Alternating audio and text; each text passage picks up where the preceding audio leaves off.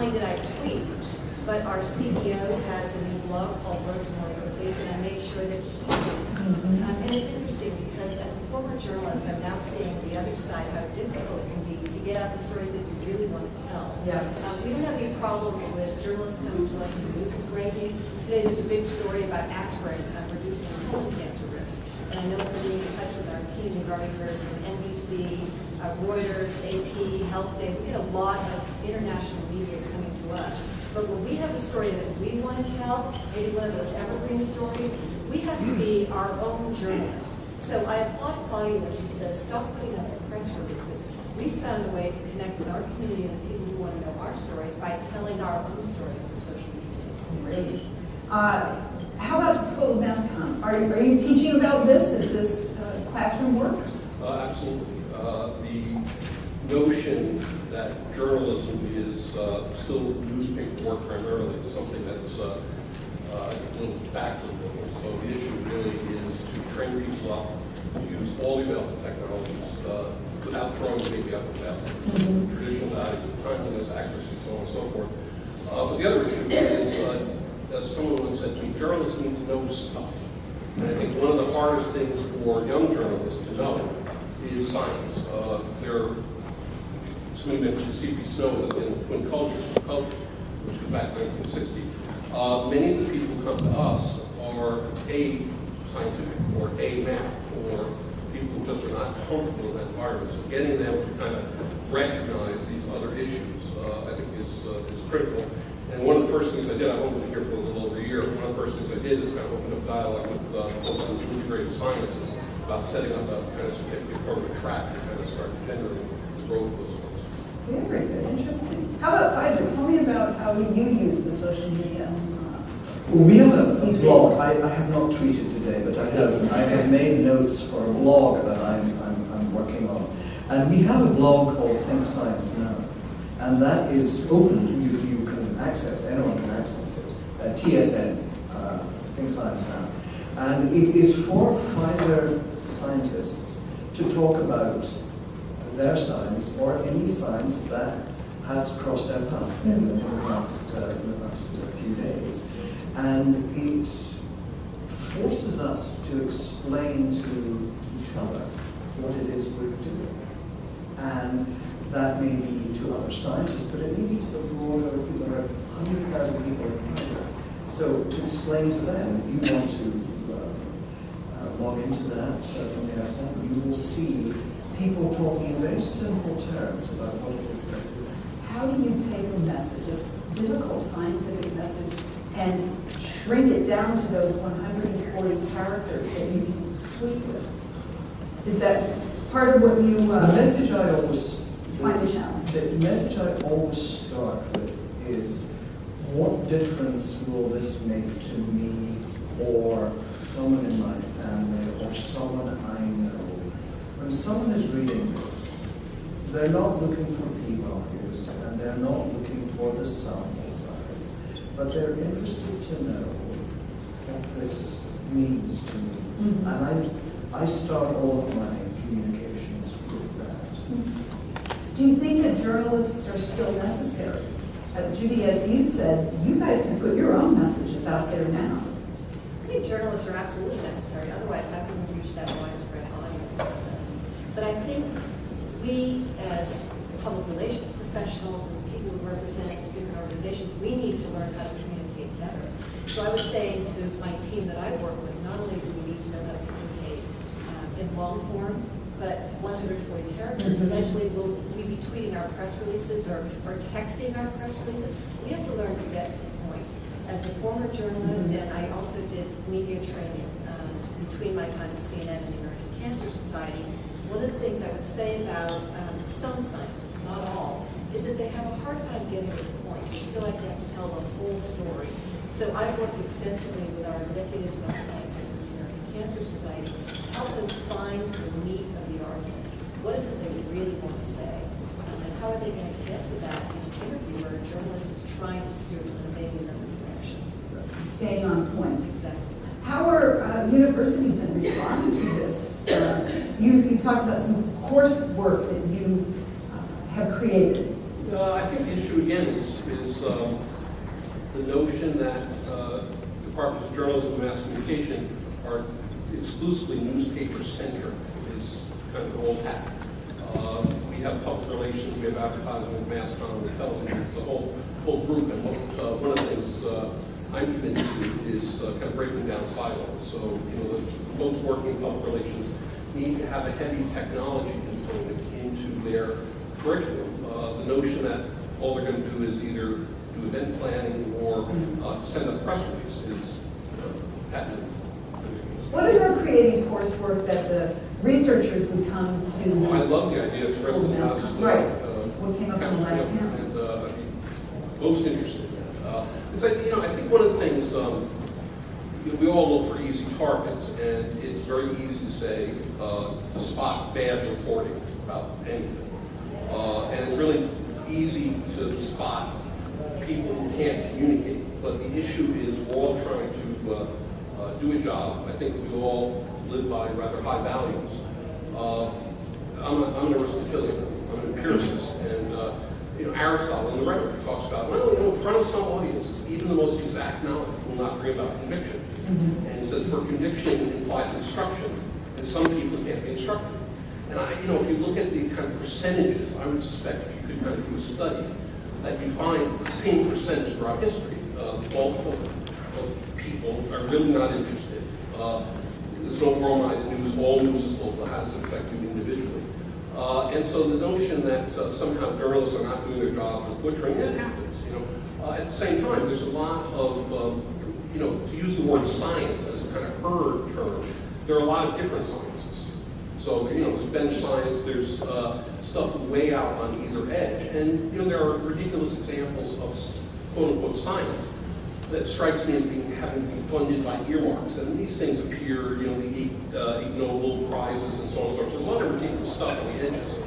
But the issue, I think, is you need to understand your audience and what you're trying to communicate, and that hasn't gotten to stop.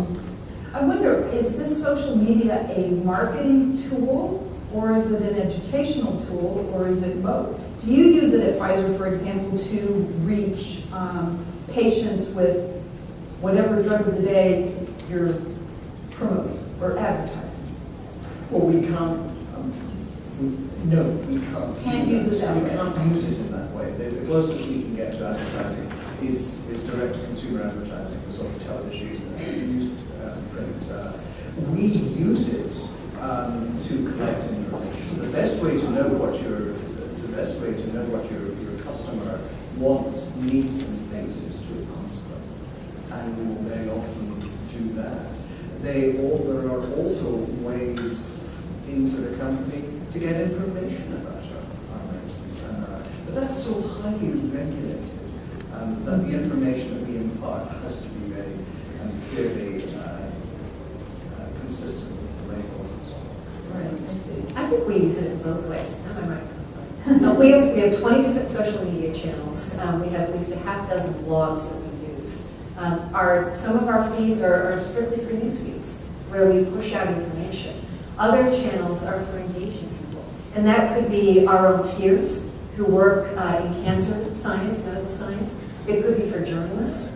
We could use it for educational means. We've got our chief medical officer who's involved in Twitter chats, Facebook chats. But you've got to be careful as a scientist, because if you can only tell one part of the story, you've got to be careful. But if they're patients who are following this, you don't want to be diagnosing people in 140 characters. Yeah. But I think it's entirely appropriate to not only start a conversation, but to allow it to continue through social media. Maybe that's through a blog. Dr. Len Lichtenfeld, who is our Deputy Chief Medical Officer, is one of our best bloggers. He could be a journalist, I always tell him, if he ever decided to leave his medical career. And he blogs about anything. He'll blog about the latest prostate cancer screening findings. He'll blog about Steve Jobs' death, not just the fact that he's died of pancreatic cancer, but how he lived as a cancer survivor. So I think there's meaning to be put into each one of those channels, and you've got to find the right communicators to do that. I want to say one more thing. For those of you who are interested in the topic of media training, I see media training as not just a one-time thing, it's a way of practice. It's a way to give, especially scientists, a safe place to practice hearing their words out loud And the more you do it, the better you will be. If you're a journalist in this audience, you're going to know what I'm talking about. You go back to the same people over and over again because they're either good on camera or they'll give you that one sentence for a written article. And if you don't get called on very often, maybe you're not as crisp as you can be in your message, and that's something to think about. Let me just ask you this, since you're a former TV person also. One of the big problems that I used to encounter and would often bring up to the PR people who were representing a scientist or a spokesperson was, I know he's your boss, but he's not the best spokesperson for this topic. What do you do about that? Awkward. Awkward is right. Very awkward. But I try to, if I can, I try to think ahead and try to influence the decision of not only my team, but the reporter and who they might want to speak to. We've got the Great American Smokeout coming up next month. I have a reporter coming to me who wants to talk with Dr. Otis Brawley. Well, he's not our top expert on tobacco cessation and tobacco control. So I've steered towards someone else who I know will be terrific. And I've almost had to talk her into the interview. Tom Glenn, if any of you know who he is a fantastic spokesperson for the American Cancer Society on any tobacco issues. Try to sell him out there. This woman has no idea who he is. That's my job then, to educate her, maybe get some media clips and let her know a little bit more about him and what he does. So that's a good point, though. It's a tough one. It is a tough one. And I applaud that gentleman for standing up there and saying there is professional jealousy. What if you want to go not to the chairman of a department, chairperson of a department, but you want to speak to that new person who's rising through the ranks? Yes. It's difficult. Anybody else want to Well, weigh in on this one? my first involvement with journalists was, in actual fact, my phone rang one day and I answered it. And it was Michael Waltz at the time of the Wall Street Journal asking about a program that Pfizer he'd heard about that we were planning to do with AIDS patients in South Africa. And I spoke with him, I talked to him, and I told him about this, and he said, thank you very much, Jack, you're the first person at Pfizer I've been able to get through to as well. He said, I'm going to send you what I'm going to write. Would you look at it and just check that it's okay, and it'll be in the paper tomorrow? And I said, thank you very much. Very nice to meet you, Michael. And I hung the phone up, and I thought, well, better tell him this. And I said, Michael Waltz from the Wall Street Journal called me. He said, you spoke to him? What did you say? And I told him what I said, and it appeared the next day in the Wall Street Journal. It was entirely accurate as to what I had said.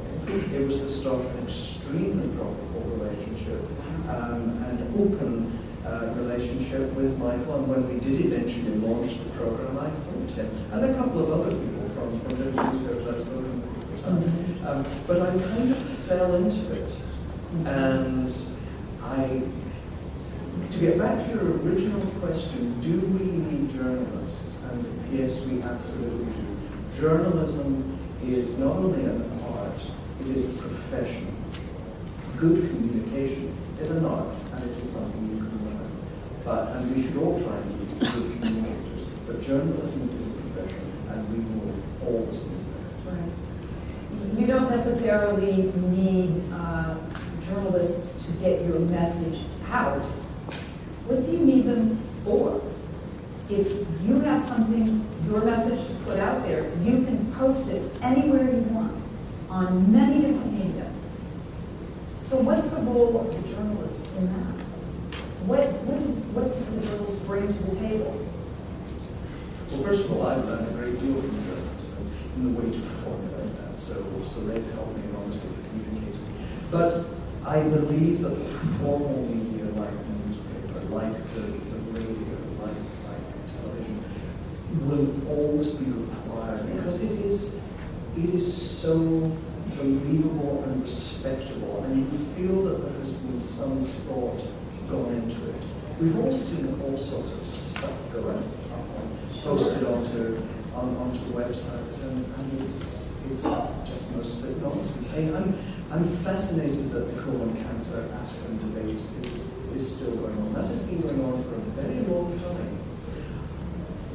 It means that we've never really shown that aspirin or whatever the dose or the regime may be and how it prevents it. We may not have the outcome data, but I believe aspirin a day is helping you prevent my colon cancer. Well, Jack, think about what you're saying. Why is it that we have to repeat the same stories over and over again? And it's the audience. Yeah. And journalists help to reach a wider audience. So I always tell the people that I work with at the American Cancer Society, think about who you're talking to.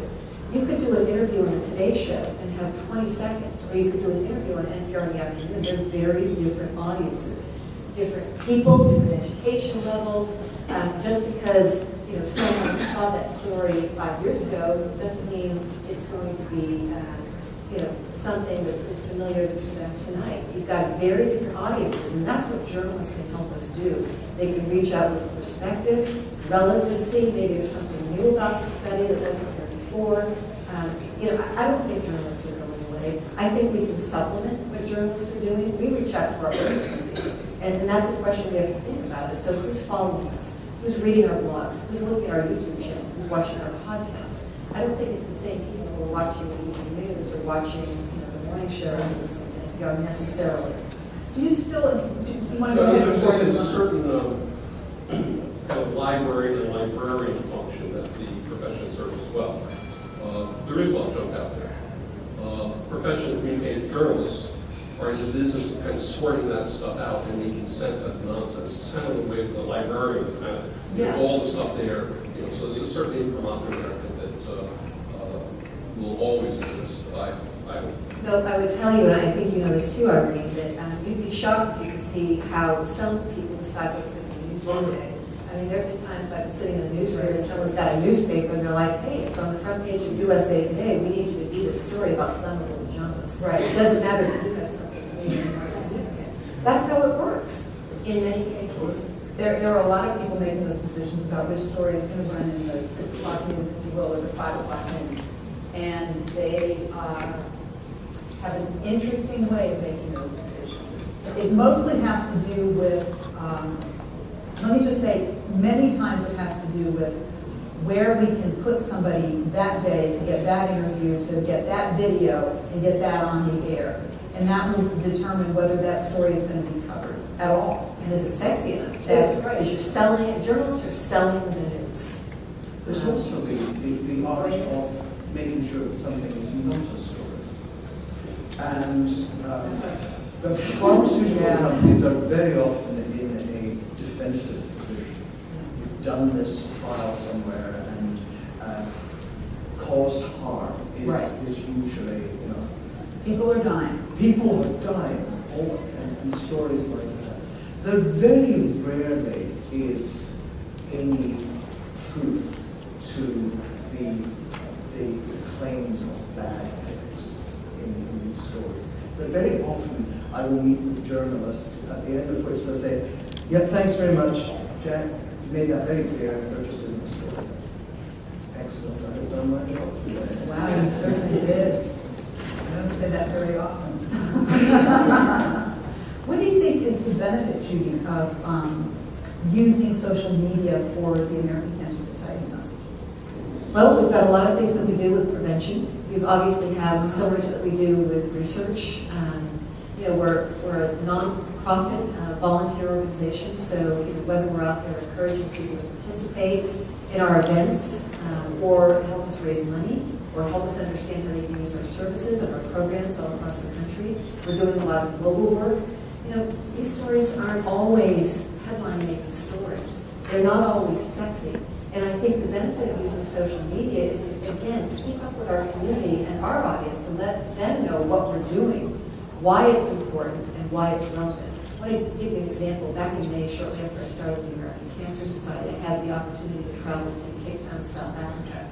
And I did some media training on behalf of the American Cancer Society for a Voice of Cancer Survivor Forum. And I trained 40 South African cancer survivors. The concept of this forum is to do in South Africa what HIV/AIDS did in the mid-90s and get people talking about it so government officials can act to ease the cancer burden. This I thought was a pretty important story. I tried pitching that to everyone. I went right to producers at CNN, Inside Africa, Voices of Africa. I tried everything. No one was interested. I was able to use social media to blog about it.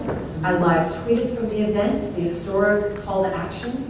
I was able to pictures of it, to tweet the photos. And you know what, when I got back to the States, on my Facebook page, I kind of kept a travel log of what I was doing. I had so many of my former CNN colleagues say, I had no idea this is what you were talking about.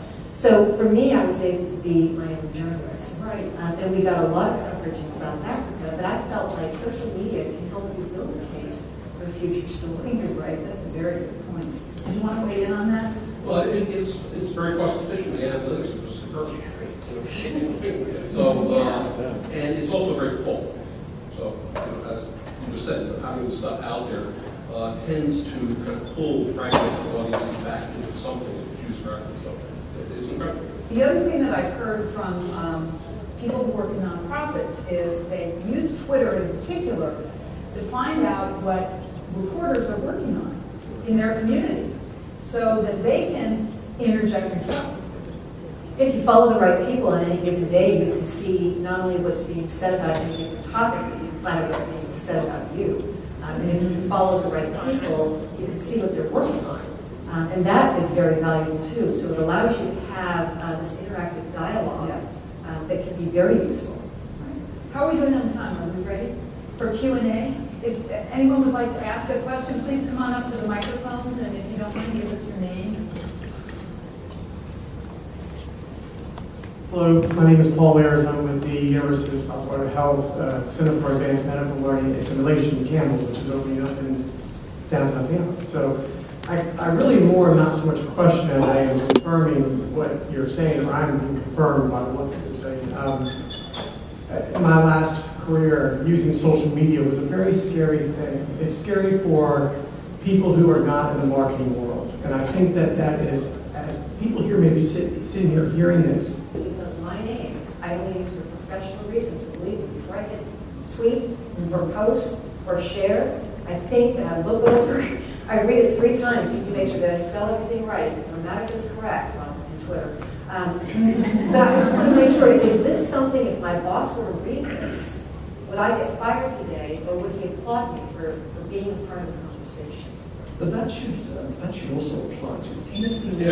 Everything you write. I would do that. You know, everything you write is, do I want to see Irene Maher reporting on this email that I've written, and hopefully it wouldn't be a problem. With social media, it is a tremendous compliment when someone says, it really, what you wrote sounded as if you had just said it. And that, I think, is the accessibility of the social media. I tend to agree with all that's been said about press releases, because you might as well just shred them and use them from the bottom of your hamster's cage. But there is often an opportunity in there to put your quote. And it's an opportunity to sound genuine, to be genuine, and to be yourself. You mean in a press In release? a press release, yes. Well, how about if you use the blog as a statement? We do that all the time. Yeah. So again, I mentioned Steve Jobs. When he passed away, we knew we were going to get a lot of calls about that. Rather than write up a statement that we posted on our press room page, we had Dr. Len Lichtenfeld blog about it. His whole blog is a statement. And we tell them that they can quote from the blog. From the blog. And we use our many blogs to put out good information that's reacting to cancer news that in essence is a statement. So that's just a follow-up. Yes, it is. Good. Anybody else? Oh, yes. Debbie Hobb, I work with the Department of Research and Compliance. I just have a quick question. When you're looking at, especially people who are used to doing Twitter, and there's so much information out there. You talk about the emails that you guys get, and it's hard to wade through that. How do you wade through, pages and pages of the Twitters that you've gotten today and determine which ones you should Pay attention to or report. Exactly. I mean, I see you guys say, well, the emails we just delete this one and this one and this one and this one, but now you've gotten maybe 300 things in the last hour that you're trying to wade through to see what might be. How do you just? Yeah, I don't go back and read them all. I think I read at the moment. If I know there's breaking news in a particular topic, but it depends who you're following. And you can also click on their profile and you can read everything someone's written. So, for instance, if I want to see what Lance Armstrong is saying about the United Nations high-level meeting on non-communicable diseases, I can go to his account and I can see what he said about that. It's a really good tool. I keep it up all day long. I don't come back and look at the 400 tweets that have been in there, but I refresh it. and I see what's new at the moment. So you kind of have a filter then of who you're kind of looking more at, maybe at a particular day, because you know Exactly. something is And you going can to sort be that news. through TweetDeck as well. So there are lots of tools out there that allow you to control the flow of information. So rather than seeing it as, I've got 6 hours of, a Twitter feed to look at, you can see what it is you want to follow. Are you selective then about who you'll follow? Oh, sure. Yeah, I've got a lot more people following me than I'm following. And that's sort of the best practice, Right. I understand from Twitter. That's a good way to filter them. It is. Right. Yes. I have a question about the role of journalism and social media. Social media, in some ways, helps journalists do their job, and then journalists in some way fuel the social media. So there's a relationship between the two, and I wanted to know how the social media was impacting the journalist's position as a journalist. Does it take away from their role, or does it add to it? Specifically referring to an example that happened in the past 2 weeks with Scott and colleagues. Nobody really had anything to say about anthropology as a discipline and as a science until the anthropology department stepped in, and we actually contacted the St. Times. The social media, no one really paid attention to. Right. The stories that come out about anthropology usually come with archaeological discoveries or any sort of research we might want to help heal.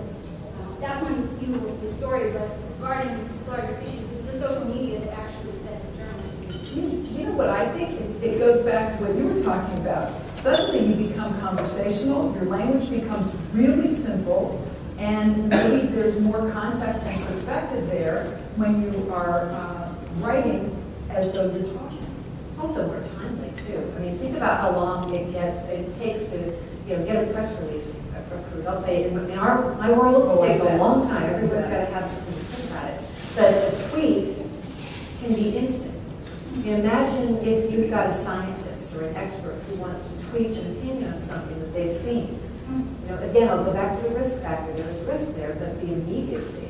And I think that social media is a double-edged sword for journalists. On the one hand, it's booming the industry, but on the other hand, it's elevating some journalists in a way that you've never seen before. There are former colleagues of mine at CNN who've been fired because of things that they've tweeted. There are other colleagues who've made their careers because of what they've done on Facebook and Twitter. I wouldn't say so much LinkedIn, but YouTube for sure. I think Margaret Mead would have been a wonderful tweeter. You listen to, if you read her work, she just is so pithy, it's to a point, it's wonderful use of language, and that's what Twitter is, isn't it? And make no mistake, it adds to your workload, to the workload of the reporters. And they're not being paid any more for it, even though it's taking more hours and more of your time to do the blog and do the website piece and then write something else for Facebook and get something on YouTube and make sure you have video for it. It is. It's a lot of extra work. But as Judy says, it can be to your advantage and it can be really helpful to your career. Thank you all very much. We're a great audience. And thank you.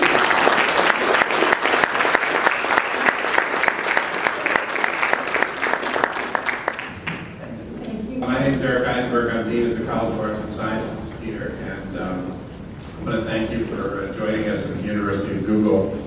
You can print your continuing ed certificate of attendance online afterwards. As a professor of communication who was a science major as an undergraduate at Rutgers, I can tell you that this whole panel, this whole day has really warmed my heart. I want to say an official thank you on behalf of the College of Arts and Sciences and the university to everyone who organized and participated today. It was really a great privilege to have all of you here. That said, I must say that it might have been improved by beer. And what I mean by that is that I was struck by the calmness of most of the conversation.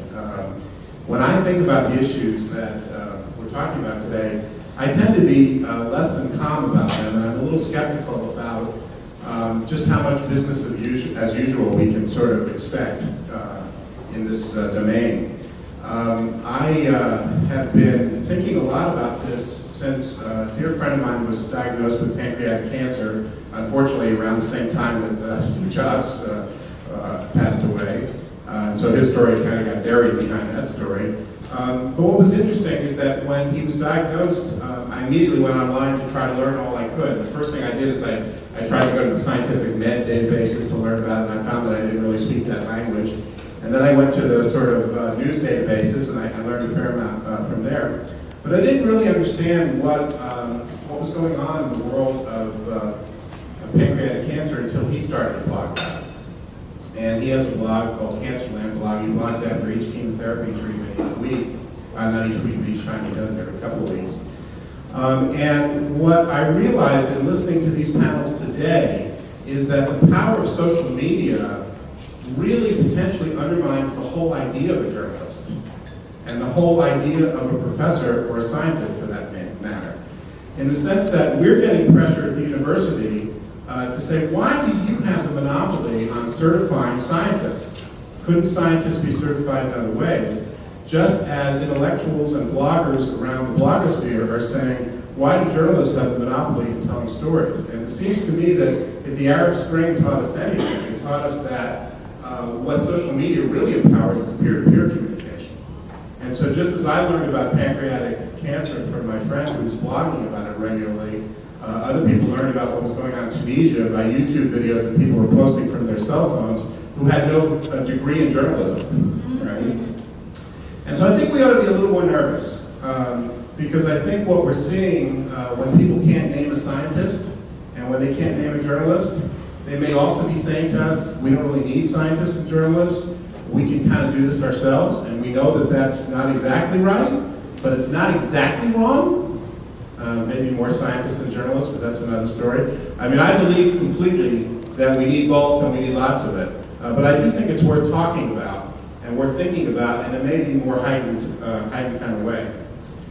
Most of what was said today I agree with completely, and I love the way that some of the comments went. The idea that if we want to communicate important scientific discoveries, we have to do it into a crowded marketplace of stories, I think is exactly the right thing to say. And that in those marketplaces of stories, you also have highly partisan stories that are circulating, and in a way it's sort of like may the best story win. And how can you best tell your story in a way that's going to carry the day? I'm surprised that nobody today commented on the latest explosion of writing about vitamins and supplements. That was the big story today. Apparently a number of big studies, big long-term studies have shown that vitamins actually are hurting people rather than helping them. And as you might imagine, a lot of people have partisan interests in what story carries the day. And so over the next few days, you're going to see the kind of war of that, the war of the stories.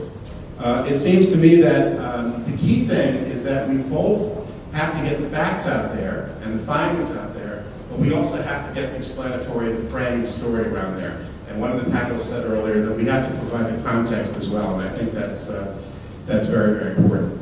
A second point, I'm only going to make 3 points. The second point I want to make is that there's an incredible opportunity for scientists to practice making their findings and their work intelligible to the public and to journalists. And the people that they can practice with are the non-scientists in their organizations. And it's extraordinary to me, not just that some of our scientists have difficulty encapsulating for journalists what it is that they do, but also that they can't encapsulate it for their dean or their provost or their board of trustees or their office manager or their grant administrator. And it seems to me that this is part of the same issue, which is to say that we need to work on intelligibility within our institutions that produce scientific research. And if we can do it there, it seems to me that we'll have a much better chance of being able to do it to the public. And finally, I was really struck by something Mary Woolley said earlier today, that hope is not a strategy. I like that because when I speak to corporate audiences, I tell them that strategy is not a strategy. Strategy is only a strategy when it is communicated. It's not enough to have a good idea. It's not even if it's a great idea. It has to be communicated for it to be successful. And I guess the one last thing I want to add is that we don't necessarily go through the trouble of checking whether people have grasped or what people have grasped about what it is that we're telling them. It's extraordinary to me, those of you who are physicians, you know that if you tell a patient to do 17 things, and then you say, do you understand? The answer is always the same, which is yes, and which is absolutely meaningless. And or we tell somebody to do a good job, and they go, okay, and that doesn't mean anything either. I think that the kind of survey that Mary showed us at the beginning is something we should do regularly and create a culture of a kind of iterative relationship between the messages we're trying to get out and what's actually being grasped by the public. Because it would be very, very interesting to follow up some kind of communication campaign by saying, now what is it that you understand about this topic? And see whether in fact the loop has been closed. Because once the loop has been closed, then you have what you really want, which is a public dialogue where actually messages are being sent, but they're also being received and then acted upon back and forth like that. So anyway, I know that beer was a good idea. It's probably still a little early for that. But I do want to say this has been really stimulating for me. I'm so grateful that you all turned out for this, and I really, really am appreciative of our panelists and our organizers.